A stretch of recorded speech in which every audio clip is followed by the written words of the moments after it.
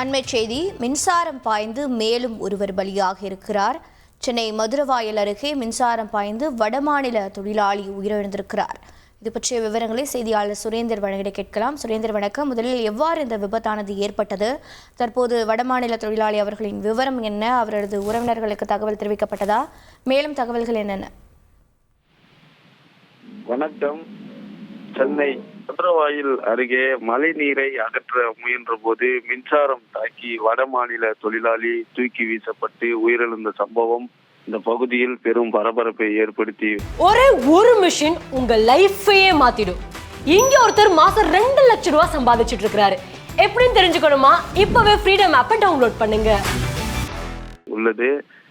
ஒடிசா மாநிலத்தை சேர்ந்த இளைஞர் ஒருவர் புவனேஸ்வர், 24 வயதான இளைஞர் இவர் மதுரவாயில் அடுத்த வான்கரம் பகுதியில இருக்கக்கூடிய தனியார் அடுக்குமாடி கட்டிடம் ஒன்றில் தங்கி கடந்த 3 மாதமாக கட்டிட தொழிலாளியாக பணிபுரிந்து வருகிறார். இந்த நிலையில நேற்று பெய்த கனமழையில கட்டிட வளாகத்துல அதிக அளவு மழைநீர் என்பது தேங்கி இருந்தது.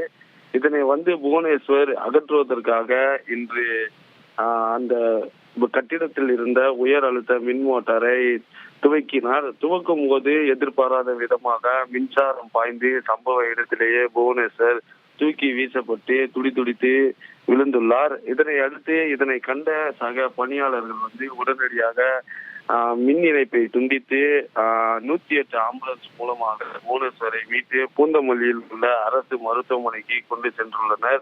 ஆனா பூந்தமல்லி அரசு மருத்துவமனையில் பரிசோதனை செய்த மருத்துவர்கள் புவனேஸ்வர் உயிரிழந்து விட்டதாக, அவர் வரும் வழியிலேயே உயிர் பிரிந்திருப்பதாக தகவல் தெரிவித்திருந்தனர்.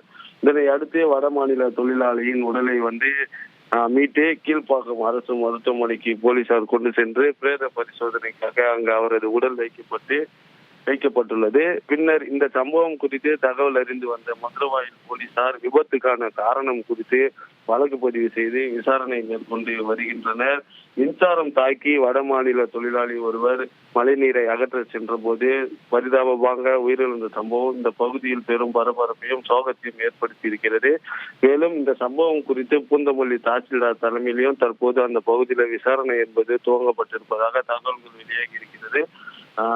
மின்சாரம் பாய்ந்து வடமாநில தொழிலாளி துடிதுடித்து உயிரிழந்த சம்பவம் இந்த பகுதி மக்களை பெரும் அதிர்ச்சியிலும் ஆழ்த்தி இருக்கிறது என்பது குறிப்பிடத்தக்கது.